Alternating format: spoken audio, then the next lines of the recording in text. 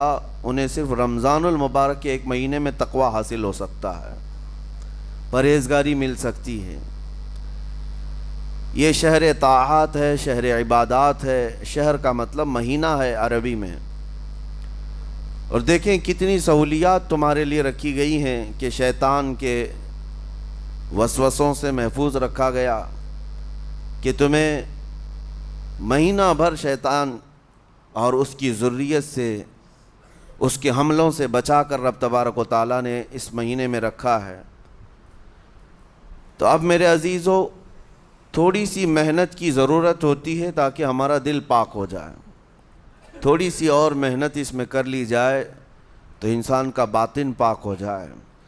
تقوی کیا چیز ہے اور اس کا حاصل کرنا کیوں ضروری ہے، میں آپ کو بتاؤں۔ تقوی کا مطلب سب سے اہم چیز یہ ہے، اللہ کا خوف۔ یہ بنیادی چیز ہے، یہ بنیادی چیز ہے، اور یہ اگر بنیاد ہے تو ہر عمل میں آپ کے تقوی حاصل ہو جائے گا۔ نماز کیوں پڑھتے ہو؟ نماز ایک ڈیوٹی سمجھ کر کے پڑھتا ہے تو کوئی مسئلہ ہی نہیں اس کا، یعنی وہ ڈیوٹی ادا کر رہا ہے۔ لیکن نماز میں اگر خوف خدا ہے، اللہ کے ڈر سے پڑھتا ہے، یہی تقوی ہے۔ روزہ کیوں رکھ رہا ہے؟ سب محلے میں رکھ رہے تھے، ہم نے بھی رکھ لیا۔ روزہ اس لیے رکھ رہا ہوں کہ لوگ برا نہ سمجھیں، یا اسلام کا ایک حصہ ہے۔ اتنی ہی نیت تھی تو پھر اس نے روزے سے کچھ حاصل نہیں کیا، لیکن اسی روزے کو اللہ کے خوف سے رکھا، یہی تقوی ہے۔ تو خوف خدا، اللہ کا خوف آ جانا ہر عمل میں، یہی تقوی ہے۔ اور اگر یہ چیز نہیں ہے تو انسان بہت بڑے بڑے گناہ بھی کر جاتا ہے، اسے ڈر نہیں لگتا۔ روزہ چھوڑ دیا، اسے کوئی خوف ہی نہیں ہے، بلکہ دھڑلے سے لوگوں کے سامنے کہتا بھی پھر رہا ہو کہ مجھے یہ سب چیزوں میں وشواس نہیں، یقین نہیں ہے۔ یہ باتیں اس زبان سے آتی ہیں جس کے ہاں اللہ کا خوف ہے ہی نہیں، اللہ کا ڈر نہیں۔ اسی لیے قرآن میں اللہ نے فرمایا لعلکم تتقون، تم پر روزے اللہ نے فرض کیے ہیں تاکہ تمہیں تقوی مل جائے، اللہ کا خوف۔ اور یہ کتنی اہم چیز ہے میں آپ کو بتاؤں، خوف خدا۔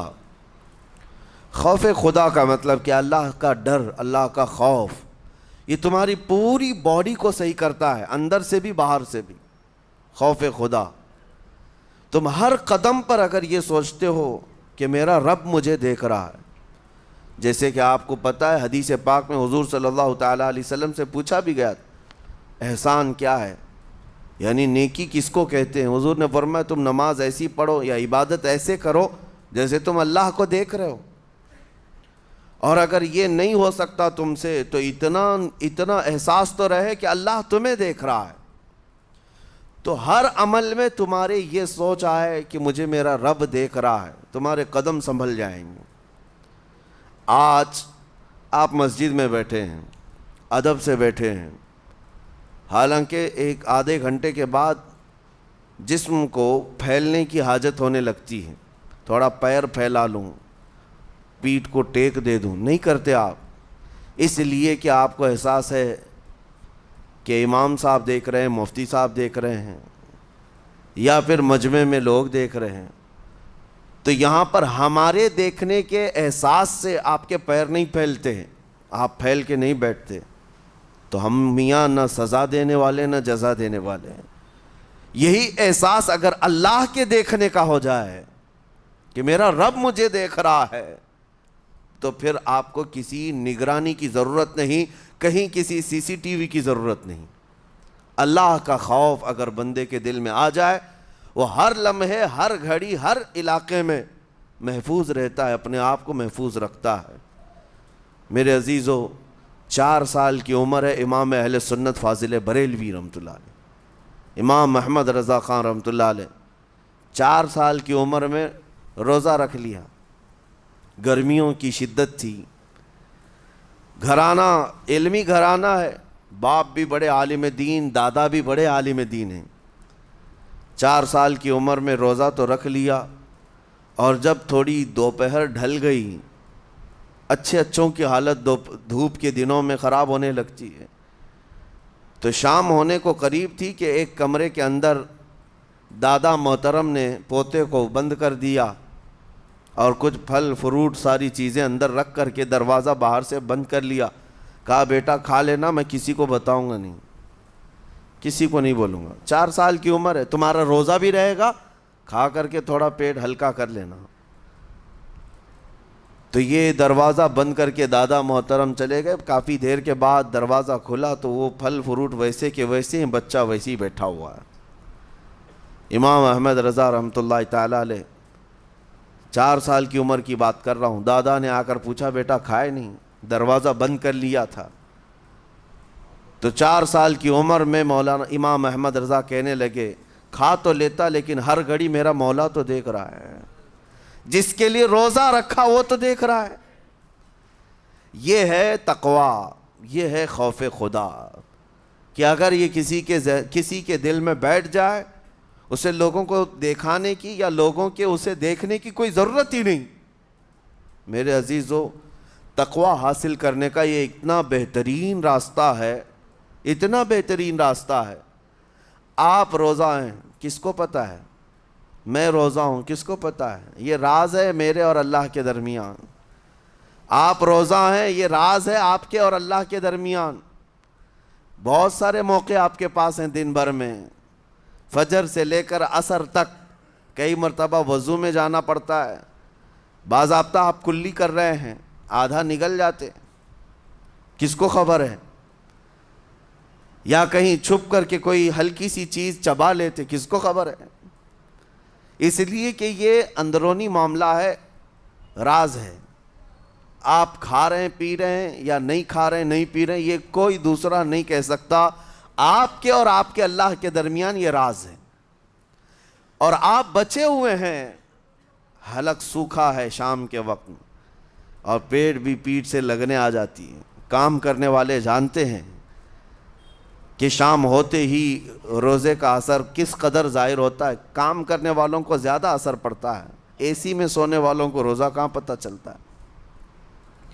لیکن اس وقت بھی وہ نہ پانی کا ایک قطرہ حلق میں ڈالنا چاہتا ہے, نہ کوئی چیز چھپ کر کے چبانا چاہتا ہے.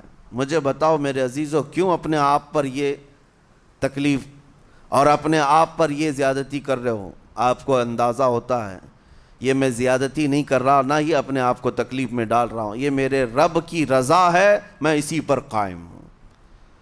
اسی لیے فرمایا گیا کہ جب افطاری کا دسترخوان بچھتا ہے اور پہلے ہی آ کر کے لوگ بیٹھتے ہیں, اور یہ سنت بھی ہے, ایسے نہیں کہ بھاگتے بھاگتے آپ آئے, وقت ہوا کھجور لیے اور کھا گئے.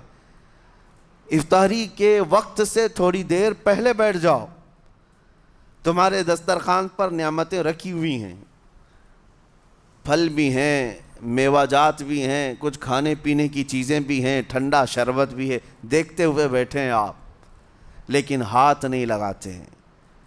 انتظار ہے وقت کا کہ ادھر سورج کے غروب ہونا ہے اور میری افطار ہونی ہے. اعلان سنتے ہیں, اذان سنتے ہیں, اس کے بعد آپ اٹھاتے ہیں, لیکن اتنی دیر تک آپ خاموش بیٹھے ہیں دسترخوان کے پاس, سارے لوگ دیکھتے رہتے. یہ وہ منظر ہے جس کو فرمایا گیا رب ذوالجلال بھی اپنے بندوں کو دیکھ رہا ہے, رب تبارک و تعالیٰ بھی دیکھ رہا ہے اپنے بندوں کو.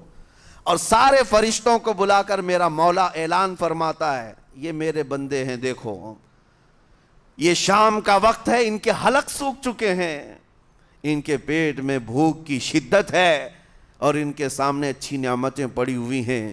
اے فرشتوں دیکھو, میرے ان بندوں میں سے کوئی بھی ان نعمتوں کو ہاتھ نہیں لگاتا, یہ صرف اور صرف میرے لیے بھوکے اور پیاسے ہیں. اور فرشتوں سے اللہ فرماتا ہے تم گواہ ہو جاؤ, ان کی حلق تر ہونے سے پہلے ان کے لیے میں نے جنت لکھ دیا. اسی لیے حدیث پاک میں ہے, جب افطار کرتے میرے آقا صلی اللہ علیہ وسلم یوں ارشاد فرماتے, ذهب الظمأ وابتلت العروق وثبت الاجر انشاءاللہ. پیاس بجھ گئی, رگیں ٹھنڈی ہو گئی, اور اجر اللہ کے ہاں پکا ہو گیا. یہ حضور پاک ہر افطار میں عرض کرتے تھے. میں آپ کو یہ عرض کر رہا ہوں کہ یہ چھپی ہوئی چیز, اسی کا نام تقویٰ ہے. آپ صرف اور صرف بچے ہیں اللہ کے خوف سے.